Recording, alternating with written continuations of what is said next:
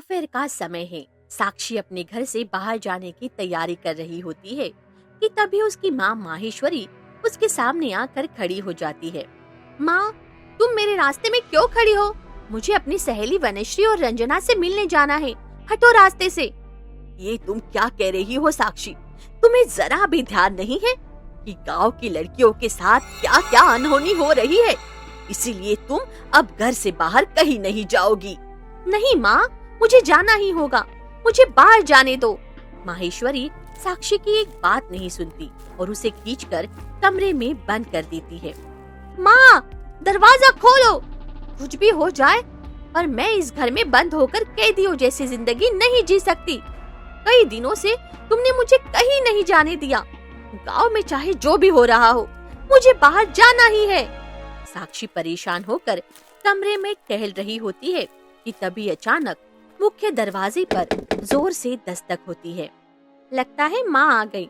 उन्हें लग गया होगा कि मुझे जाने देना चाहिए, इसलिए वे वापस दरवाजा खोलने आई है।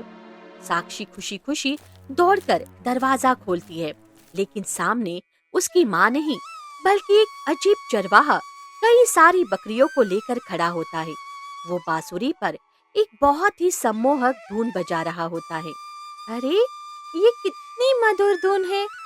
और ये चरवाहा। साक्षी उत्सुक होकर उस चौराहे के पीछे जाने लगती है। जैसे ही चरवाहा मुड़कर अपना चेहरा दिखाता है, उसका विचित्र और भयानक चेहरा देखकर साक्षी के होश उड़ जाते हैं। क्या तुम? नहीं, ऐसा नहीं हो सकता।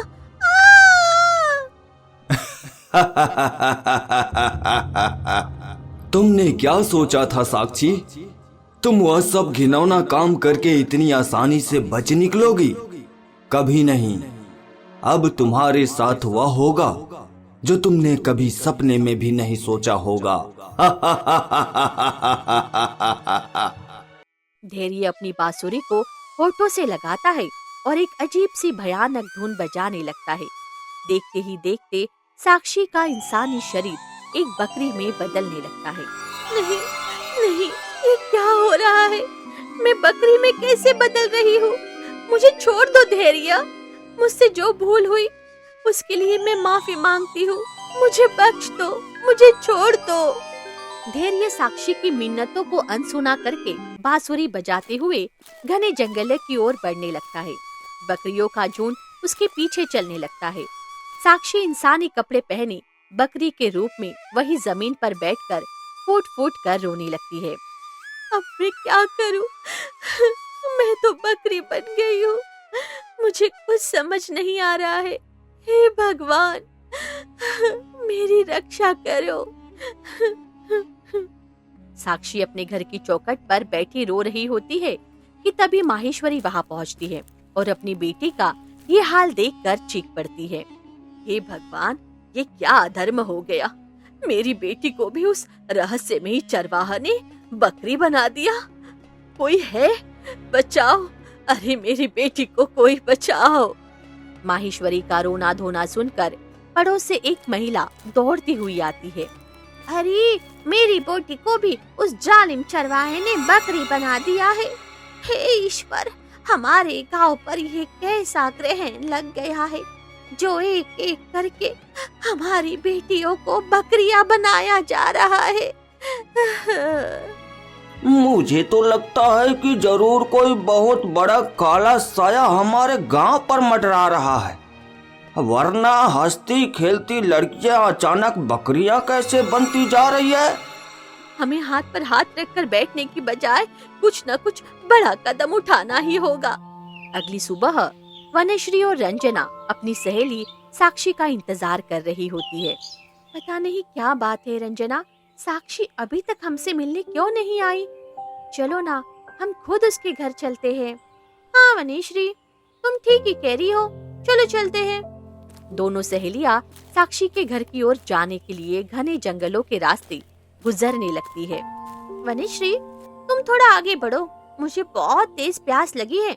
मैं जरा सा उस सामने वाले तालाब से पानी पीकर अभी आती हूँ। ठीक है रंजना, तुम जल्दी पानी पीकर आओ, मैं यहीं इंतजार कर रही हूँ। रंजना तालाब के किनारे झुककर जैसे ही पानी पीने लगती है, हवा में एक मधुर बांसुरी की धुन गूंजने लगती है। अरे, ये संगीत तो कितना मनमोहक है। ये बांसुरी कौन बजा रहा है? मुझे जाकर ही देखना चाहिए। रंजना आवाज का पीछा करते हुए थोड़ी आगे बढ़ जाती है, जहाँ एक विशाल बरगद के पेड़ के नीचे वही चरवाहा धैर्य बैठा बांसुरी बजा रहा होता है। वाह वाह, क्या धुन है! ऐसा लगता है जैसे मन झूम उठा हो। रंजना अभी उस धुन में खोई हुई होती है कि अचानक उसका शरीर बकरी के रूप में ढलने लगता है। ये क्या? अरे, मेरा शरीर! मैं बकरी कैसे बन रही हूँ? अरे, तुम कौन हो? अपना चेहरा सामने करो। धैर्य जैसे ही अपना चेहरा ऊपर उठाकर रंजना की ओर देखता है, रंजना कांप उठती है। नहीं, नहीं, ये तुम नहीं हो सकते। ये क्या हो रहा है? रंजना पूरी तरह बकरी में बदलकर मिमियाने लगती है। वही पेड़ के पीछे खड़ी वनश्री ये सब देख लेती है और डर के मारे गुस्से से चीख पड़ती है। रंजना, ये क्या हो गया? रंजना, तुम मुझे ऐसे छोड़कर नहीं जा सकती। वनश्री गुस्से में आग बबूला होकर दौड़ती हुई चरवाहे धैर्य के सामने आकर खड़ी हो जाती है। तुम कौन हो और तुमने मेरी सहेली के साथ ऐसे नीच हरकत क्यों की? तुम सबने मिलकर मेरे साथ जो नीचता की थी, आज उसकी कीमत चुकाने का वक्त आ गया है। तुम सबको अपने कर्मों का फल भुगतना ही पड़ेगा। नहीं धैर्य, हम लोगों ने ऐसा कुछ नहीं किया है। मेरी बात पर विश्वास करो। तुम सब लड़कियों को पहले जैसा ठीक कर दो। तुम इतना क्रूर अत्याचार क्यों कर रहे हो? धैर्य वनश्री की एक बात नहीं सुनता। वो आगे बढ़ता है और वनश्री को जबरदस्ती उठाकर अपने कंधे पर लाद लेता है। छोड़ो मुझे! अरे, ये क्या कर रहे हो तुम? मुझे नीचे उतारो! बचाओ, बचाओ!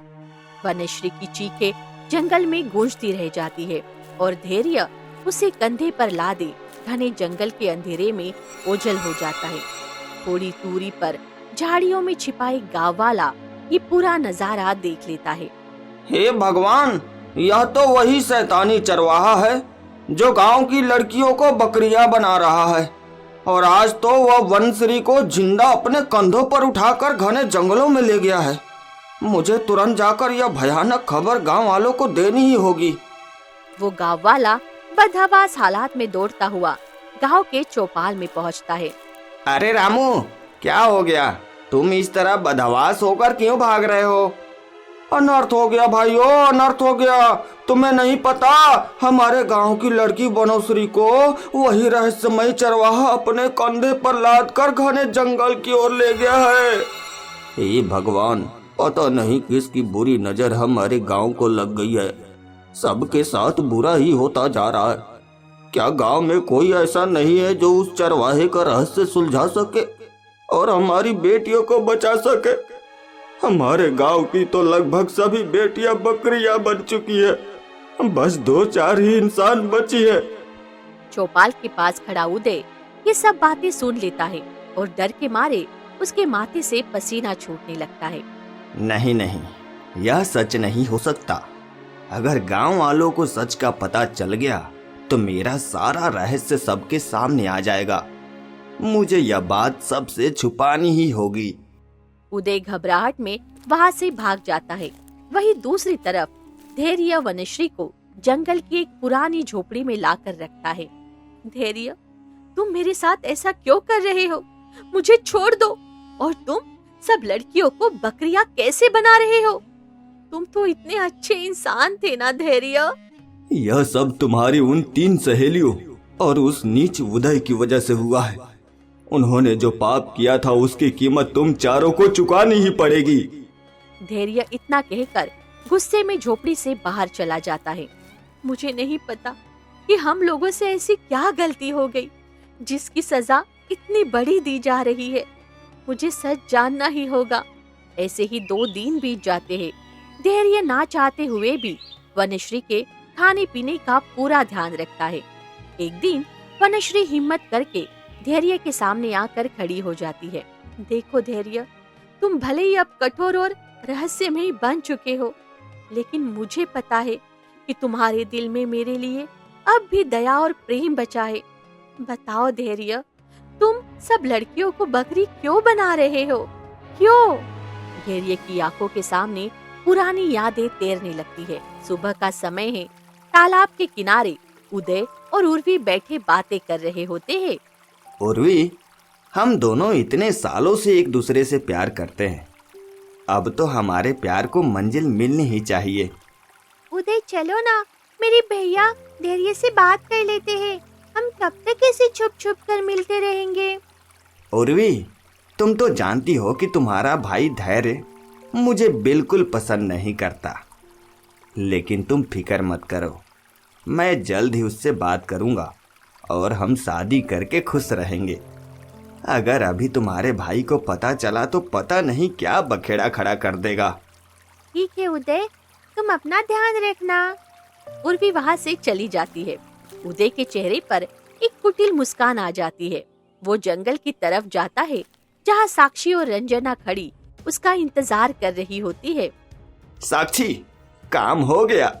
अरे वाह भैया, आपने उस उर्वी को अपने प्यार के जाल में अच्छे से फंसा लिया ना।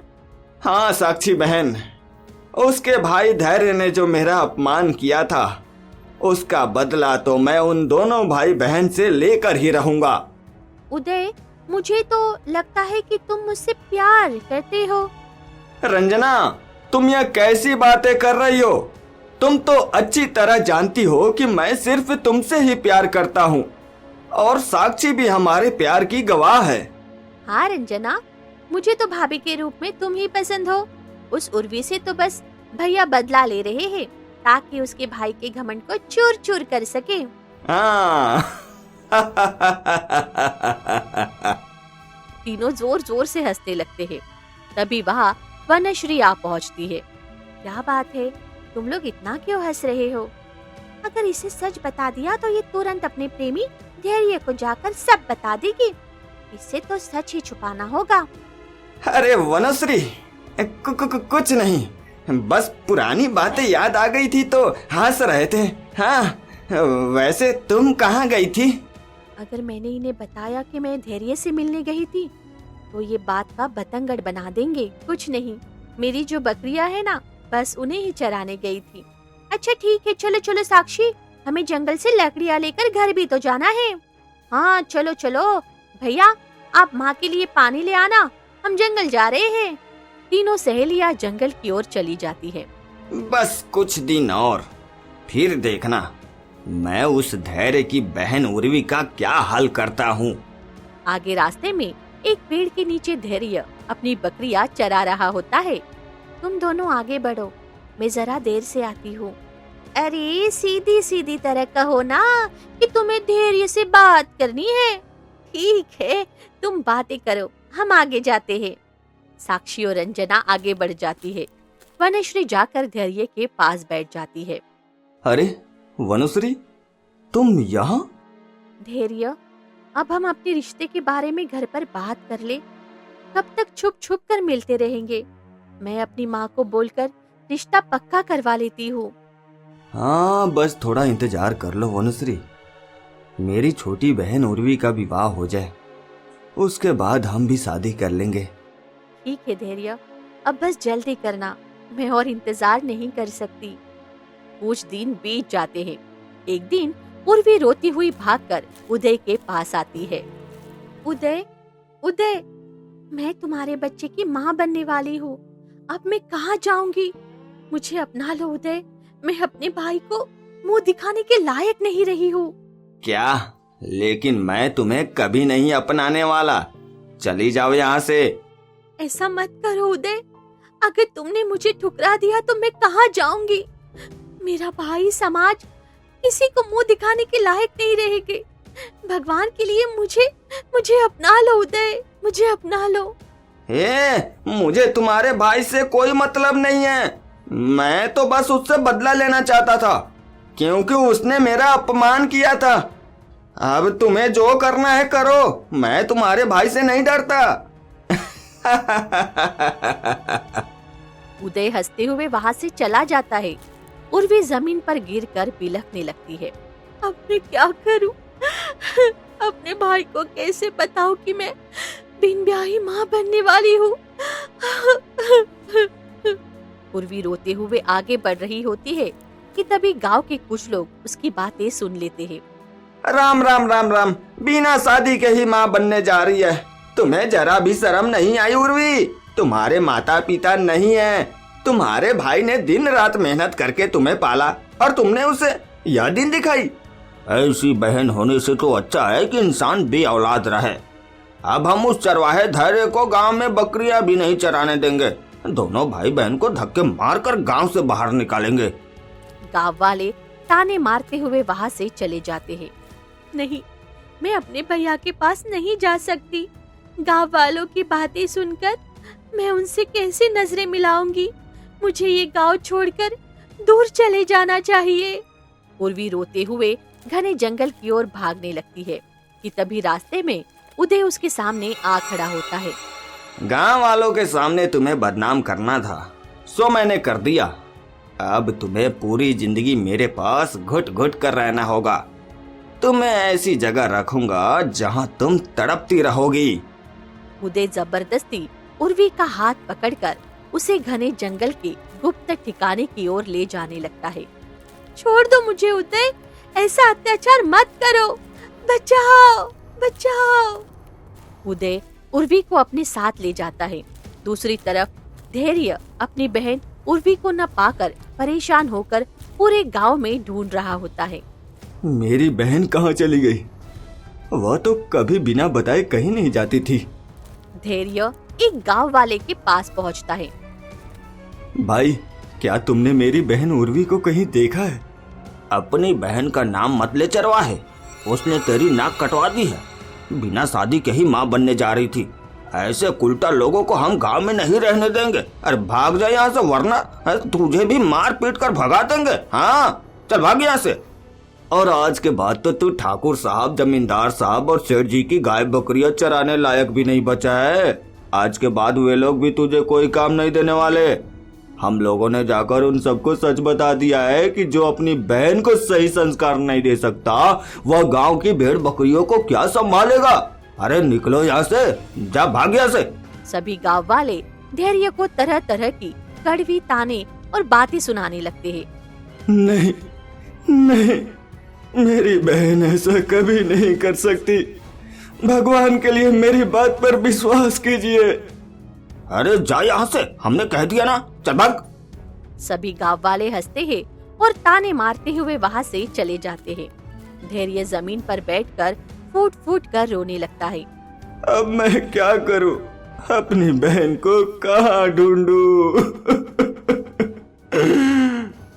धैर्य रोते रोते रास्ते से जा रहा होता है कि तभी उसके सामने अचानक उदय आकर खड़ा हो जाता है। देख धैर्य, तुमने मुझे जलील करके गांव से निकाला था ना। अब देख, पूरे गांव वालों के सामने ना तो तेरी बहन की कोई इज्जत बची है और ना ही तेरी। अब पता चला है कि उदय से दुश्मनी मोल लेने का क्या अंजाम होता है। हाँ? उदय, मैंने तुम्हारे साथ जो भी किया उसके लिए मैं माफी मांगने को तैयार हूँ। बस मेरी बहन को छोड़ दो। मुझे बता दो कि मेरी बहन कहाँ है। मैं उसे लेकर यहाँ से बहुत दूर चला जाऊंगा। अब तुम्हें तुम्हारी बहन कभी नहीं मिलेगी। इसी तरह तुम पूरी जिंदगी तड़पते रहोगे। उदय हंसते हुए वहाँ से चला जाता है। नहीं, मैं तुम्हें कभी माफ नहीं करूंगा उदय, लेकिन पहले मुझे अपनी बहन को ढूंढना ही होगा। धैर्य वहाँ से निकल पड़ता है। झाड़ियों के पीछे खड़ी साक्षी और रंजना ये सारी बातें सुन रही होती है। चलो, इसकी अकल तो ठिकाने आ गई, लेकिन मैं उस वनश्री का प्यार भी तो सफल होते हुए नहीं देख सकती। हाँ रंजना, वो चरवाहा इतना टूट तो गया है, लेकिन अब हमें किसी तरह इस चरवाहे के दिल में वनश्री के लिए भी नफरत भरनी होगी। दोनों सहेलियां जानबूझकर धैर्य के रास्ते की ओर बढ़ते हुए ऊंची आवाज में बातें करने लगती है। रंजना, तुमने वनश्री को देखा है?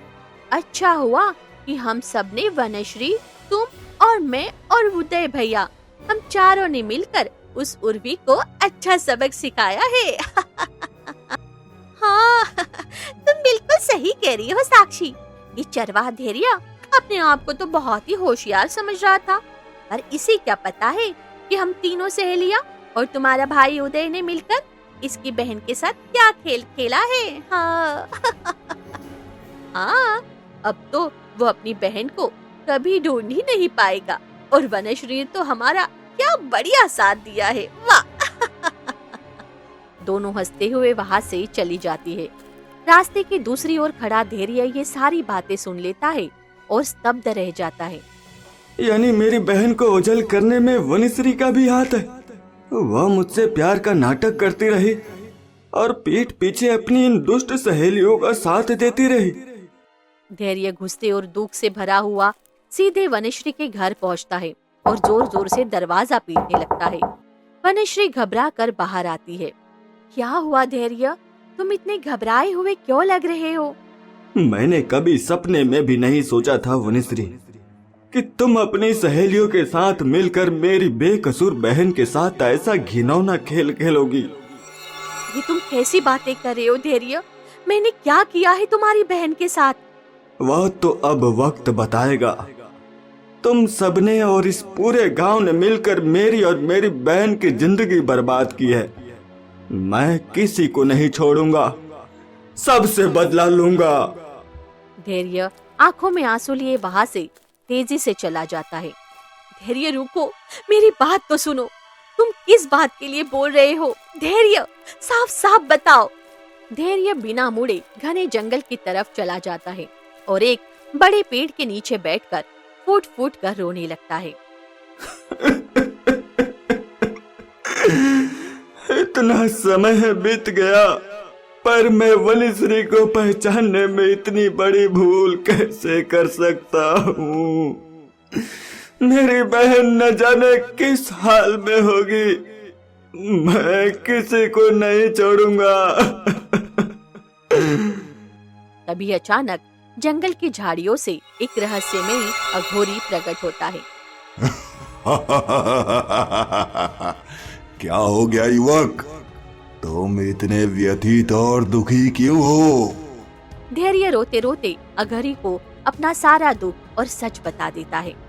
मैं तुम्हारी सहायता कर सकता हूँ। तुम उन सभी अधर्मियों से प्रतिशोध लो और उन्हें सजा दो। उसके पश्चात तुम्हें तुम्हारी बहन भी मिल जाएगी। मुझे सब मंजूर है महाराज। मैं अपनी बहन के लिए कुछ भी करने को तैयार हूँ। अघोरी मंत्र बुदबुदाता है और एक अलौकिक बांसुरी धैर्य के हाथों में थमा देता है। इस बांसुरी की सम्मोहक धुन से तुम किसी भी इंसान को बकरी में बदल सकते हो, और जब तुम उन्हें पुनः मनुष्य बनाना चाहो तो इस बांसुरी को 2 टुकड़ों में तोड़ देना। अब जाओ, अपनी बहन को खोजो और अपना प्रतिशोध पूरा करो। अघोरी इतना कहकर हंसते हुए ओझल हो जाता है। धैर्य बांसुरी को अपने हाथ में थाम लेता है। आज से मैं इस बांसुरी से अपने हर एक शत्रु को बेबस जानवर बनाऊंगा। जब तक अपनी बहन को ढूंढकर सबको सजा न दे दूं, मेरी आत्मा को शांति नहीं मिलेगी। झोपड़ी में बैठी वनश्री धैर्य की पूरी कहानी सुनकर सन्न रह जाती है। धैर्य, तुम्हारे साथ जो हुआ वो बहुत बुरा था। मुझे इस साजिश का जरा भी ज्ञान नहीं था, लेकिन कम से कम तुम जो ये रास्ता अपना रहे हो ये भी गलत है। मैं तुम्हारी बहन को ढूंढने में तुम्हारी मदद करूंगी। तुम इन सब निर्दोषों को छोड़ दो और सबको वापस इंसान बना दो। मुझे तुम जैसी छल करने वाली लड़की पर रत्ती भर भरोसा नहीं है। मैं सबसे अपना प्रतिशोध लेकर ही रहूंगा। धैर्य इतना कहकर झोपड़ी से बाहर निकल जाता है। नहीं, मुझे धैर्य को इस गलत राह पर जाने से रोकना ही होगा। मैं उसे इस तरह प्रतिशोध की आग में जलते हुए नहीं देख सकती। आधी रात का समय होता है। जब धैर्य गहरी नींद में सो जाता है, तब वनश्री दबे पांव झोपड़ी से बाहर निकलती है और तेजी से दौड़ती हुई सीधे उदय के घर पहुंचकर दरवाजा खटखटाती है। वनश्री, तुम इस समय यहाँ क्या कर रही हो? भागो यहाँ से। अगर उस रहस्यमयी चरवाहे ने तुम्हें भी देख लिया तो वह तुम्हें भी बकरी बना देगा। ये फालतू की बातें छोड़ो उदय, मुझे सीधे सीधे बताओ कि तुमने उर्वी को कहाँ छुपा कर रखा है। तुम ये क्या बकवास कर रही हो? अरे मैंने उर्वी को क्यों छुपाया होगा? मुझे तुम्हारा सारा काला सच पता चल चुका है उदय। अगर तुमने सच नहीं बताया तो तुम्हारी बहन साक्षी जो बकरी बनी पड़ी है वो कभी इंसान नहीं बन पाएगी। वो रहस्यमयी चरवाहा कोई और नहीं है बल्कि धैर्य ही है, जो अपनी मायावी बांसुरी से सबको सजा दे रहा है। क्या? धैर्य? नहीं नहीं नहीं नहीं, मुझे अपनी बहन को ठीक कराना है। ठीक है, चलो मेरे साथ, मैं बताता हूँ कि उर्वी कहाँ है। उदय वनश्री को जंगल की एक पुरानी झोपड़ी में ले जाता है, जहाँ उर्वी रोती हुई बैठी होती है। वनश्री, मुझे बचा लो, मुझे यहाँ से ले चलो वनश्री। तुम बिल्कुल चिंता मत करो उर्वी, मैं तुम्हें लेने आई हूँ। इस उदय के पापों की सजा आज पूरा गांव भुगत रहा है। वनश्री, मेरी बहन को जल्द से जल्द ठीक करवा दो। उदय, मुझे बस एक बात समझ नहीं आई।